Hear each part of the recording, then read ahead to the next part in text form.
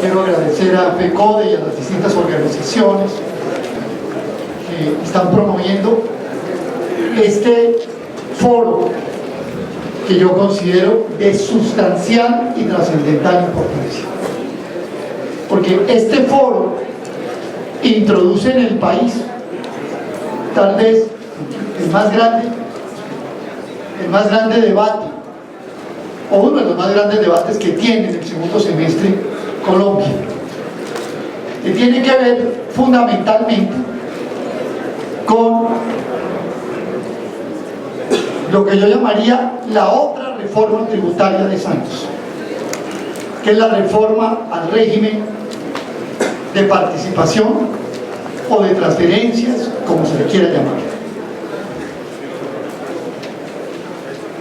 Y voy a exponer algunos puntos que considero que son sustanciales para entender cuál es el problema que tenemos.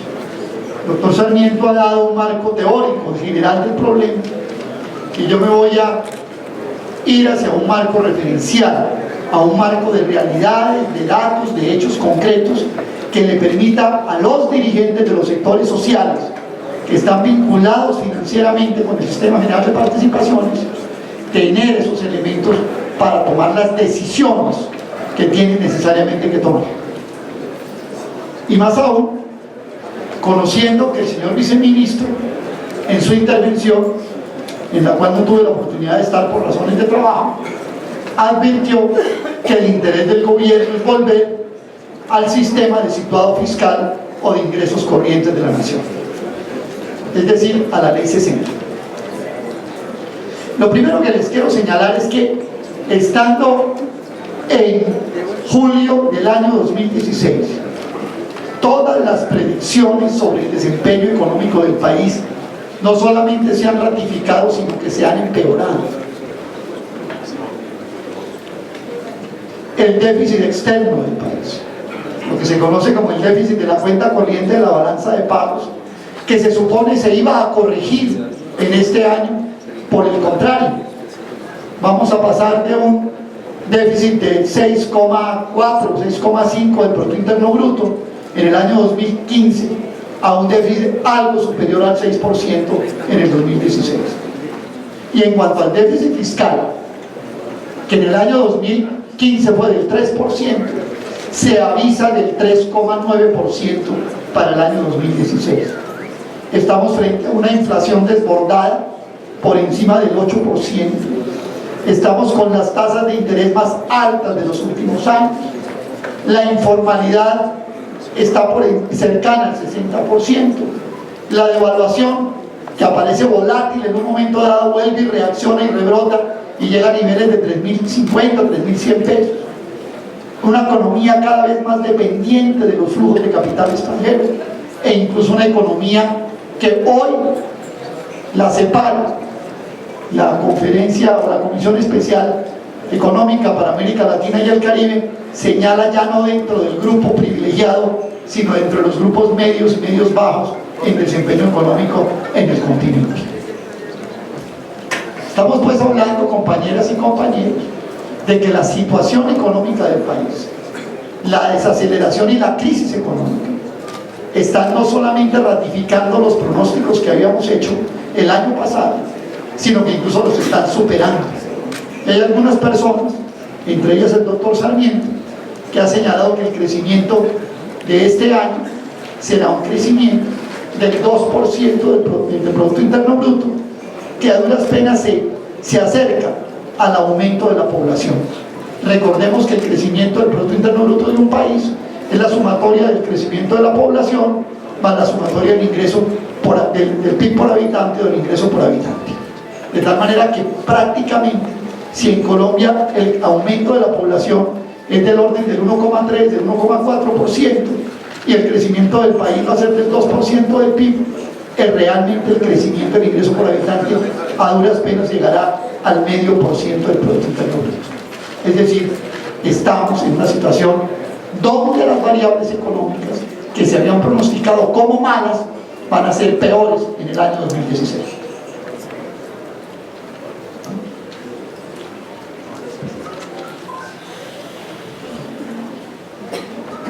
Y esto tampoco lo desconoce el gobierno.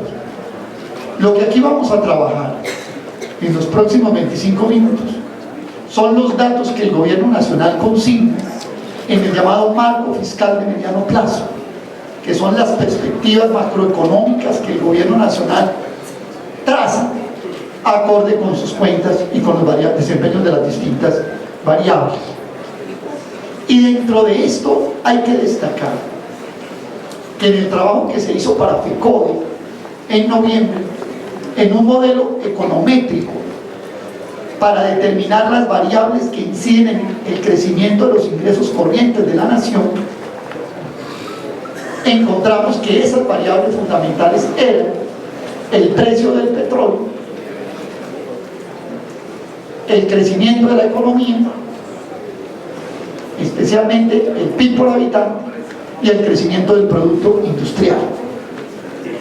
¿Cuáles son las perspectivas de esas variables para los próximos años? El petróleo.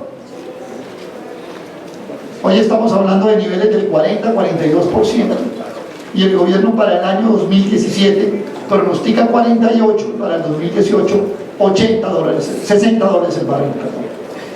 Y eso significa una cosa, que esto es muy importante: los ingresos petroleros para la nación colombiana apenas crecerán en los próximos 2 años al ritmo del 0,2% del PIB. O sea, el aporte en cuanto a ingresos corrientes de la nación será prácticamente nulo. No solamente porque los precios no crecen, sino porque la producción nacional de barriles de petróleo viene disminuyendo de 1 millón de barriles diarios a 900.000 barriles diarios. En segundo lugar, los ingresos corrientes de la nación, con base en esta perspectiva, como porcentaje del Producto Interno Bruto. El mismo gobierno señala que en el año 2017 permanecerán en 15% del Producto Interno Bruto, y en el año 2018 en el 15% del Producto Interno Bruto, y apenas mira un avance para el año 2019 del 15,4% del Producto Interno Bruto. Es decir, el mismo gobierno reconoce que en cuanto a ingresos corrientes de la nación prácticamente va a haber una parálisis en los próximos años. Y esto es importante porque este es el debate. Este es el debate. ¿Sí? ¿De cuándo acá la generosidad del gobierno de Santos? El mismo ministro de Hacienda de Pastrana, que hizo la modificación del acto legislativo 01 del 2001, de pasar de ingresos corrientes de la nación a IPC más unos puntos, reformado, ratificado, reforzado en el gobierno de Uribe, en el acto legislativo del año 2006, con ingresos corrientes de la IPC más 4, más 3 y pico de puntos. ¿Y cuándo acá la generosidad de decir que vamos a volver a situado fiscal de ingresos corrientes de la nación? Tiene que ver con esto que yo estoy señalando aquí, y es cómo engañar al magisterio y a los sectores sociales vinculados financieramente con el sistema de las participaciones, de querer aparecer como reivindicando una vieja petición de ingresos corrientes de la nación, que dicho sea de paso, y esto es importante tenerlo en cuenta, le ha costado al país desde el año 2001 hasta el año 2014, en pesos del 2014, 154 billones de pesos, y a la educación específicamente le ha costado 87 billones. Ahora resulta que se les movió el corazón y nos dicen que no, que qué pena, que vamos a volver a los ingresos corrientes de la nación. Yo he hecho una cuenta para los próximos 2 años sobre esto. Los ingresos corrientes de la nación en el año 2016, en este año, están calculados en 121 billones de pesos. Si a esos ingresos para el 2017, como debería ser según lo que acaba de proponer el viceministro, le aplicáramos la ley 60, el 24,5%, nos daría 29,6 billones de pesos como situado fiscal para el año entrante. Si aplicamos la fórmula actual de Sistema General de Participación, que hoy está en 31,9 billones, y aplicáramos un 9% más, porque claro, ahora ya no le sirve la forma de la inflación, porque la inflación está por lo menos en el 6. Es claro, si al 6 le sumo el 3 y le aplico el 9, me da 34,7 billones. Quiere decir que si el país regresa en el año 2017 a la fórmula de ingresos corrientes de la nación, Colombia perdería la diferencia entre 34,7 y 29,6, o sea 5 billones de pesos. Por eso yo señalo que la inclusión de ese articulito, compañero Gruber, en la reforma tributaria próxima es de hecho una segunda reforma tributaria, una segunda metida dentro de la primera. Las reformas tributarias de Santos son 3 y yo al final voy a explicar, pero si ustedes recuerdan, esto es como, ¿se acuerdan ese juego de muñecas rusas que hay una dentro de otra? Entonces hay una gran, que es la gran, la del IVA, que es referido Sarmiento ahora, y la de la renta, lo que llaman impuestos recaudados por la DIAN, que es la muñeca rusa grande. Adentro van 2 más, esta muñeca rusa de las transferencias, y va además otra más adentro, que es la muñeca de la reforma a los impuestos territoriales, sobre la cual también me voy a referir, espero tener el tiempo suficiente. Para el año 2018, entonces tomo de base los resultados del 2017, cogiendo el 29,6% como ingresos corrientes de la nación y aplicándole el 24,5%, me da que crecería a 31,26 para el 2018.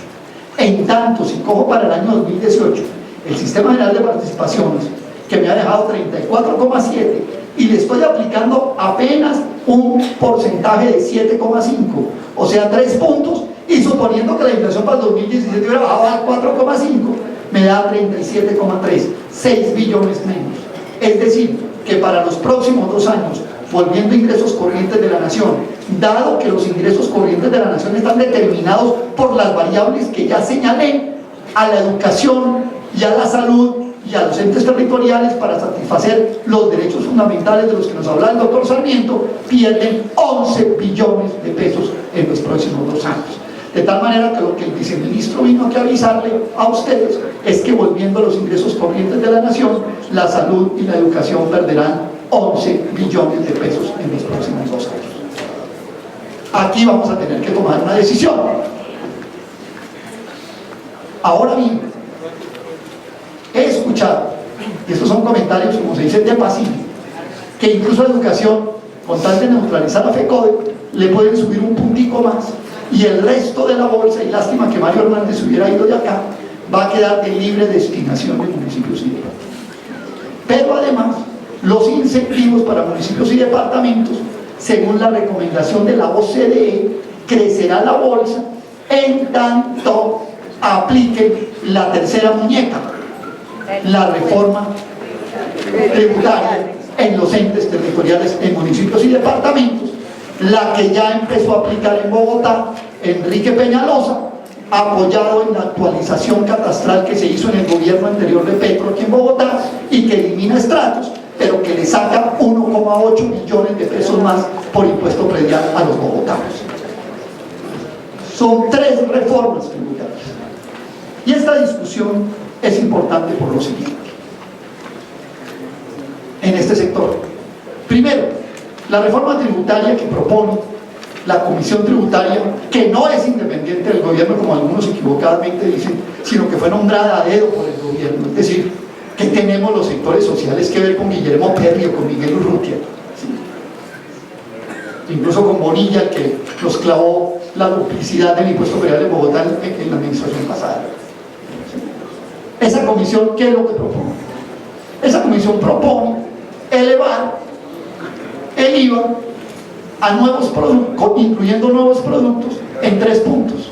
Cada punto del IVA con la nueva liquidación significará de 3,2 a 3,5 billones de pesos más. Si a eso le sumamos el aumento de los impuestos al consumo, que incluye las llamadas a celular, que incluye el corrientazo, que incluye los servicios financieros, entre ellos el cajero electrónico, vamos a obtener y el impuesto a la gasolina y combustibles, van a obtener por la vía de los impuestos indirectos 13,2 billones de pesos. ¿Y qué pasa con la renta? La renta las empresas se la van a bajar. Hoy, con la sobretasa del CRE, la renta está en el 52% para los grandes grupos empresariales. Se las van a bajar al 35%.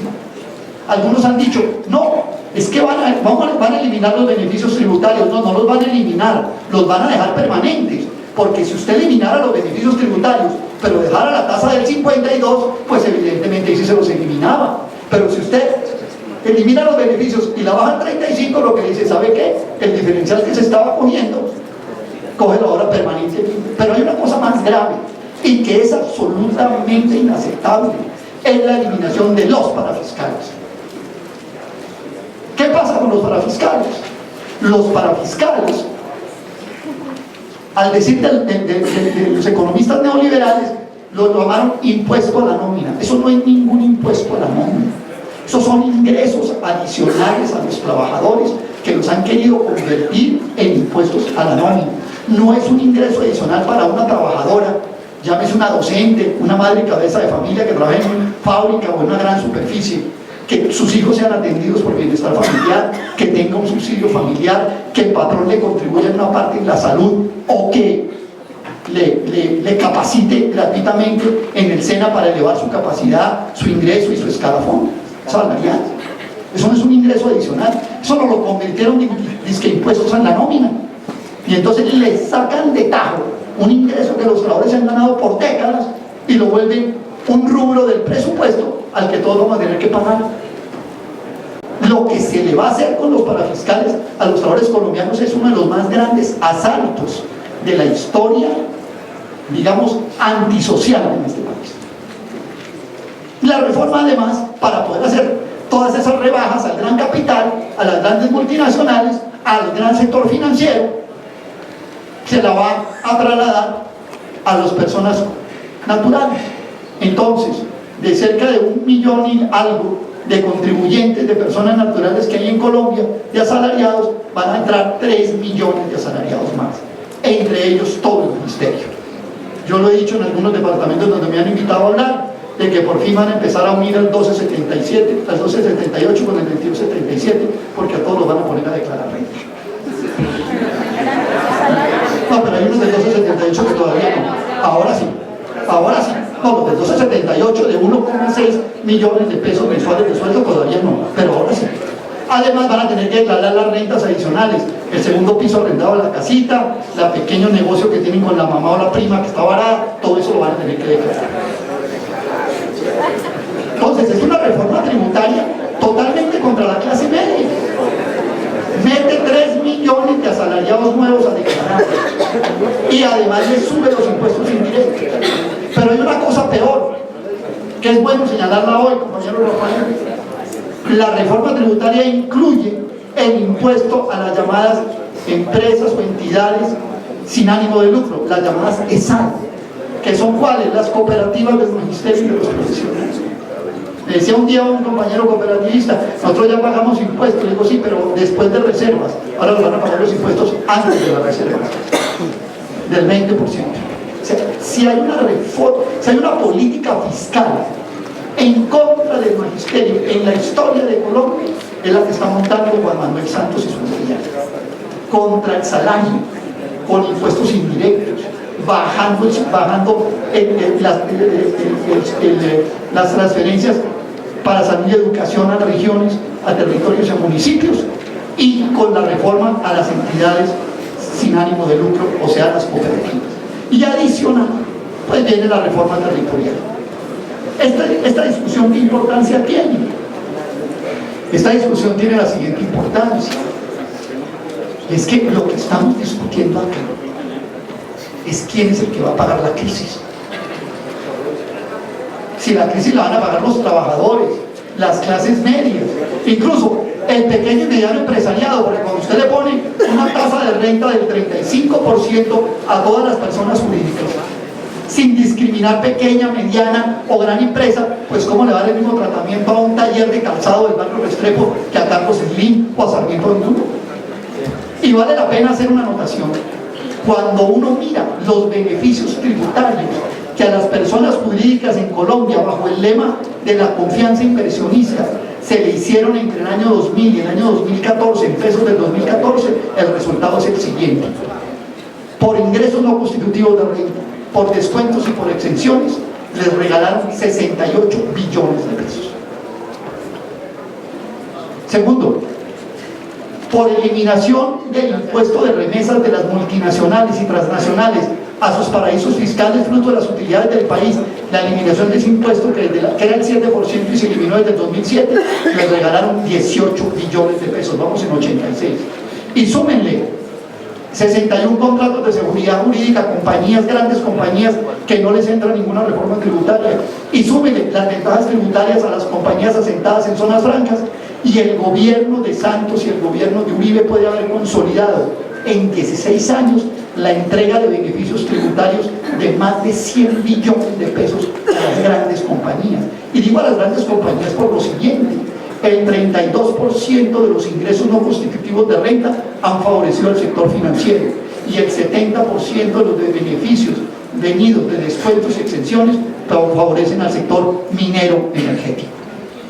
Y ahora el pueblo colombiano va a tener que salir a pagar esto, perder fiscales, meter 3 millones de asalariados a declarar renta, perder en los 2 primeros años 11 billones de pesos para salud y educación, elevar el costo de vida de esta manera como estamos viviendo. ¿Ustedes creen que el IVA y el impuesto al consumo no va a acelerar todavía la carestía?